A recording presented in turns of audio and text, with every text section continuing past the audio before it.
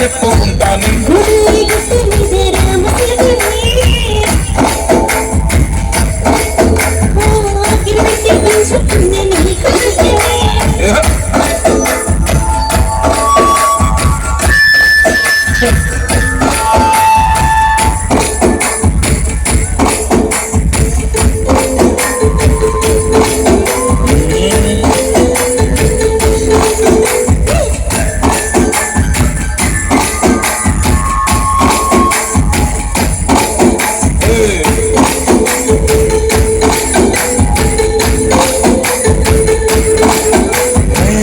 ముందేసి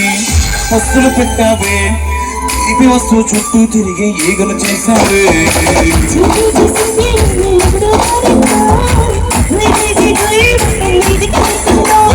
గంపడి పిల్లలతో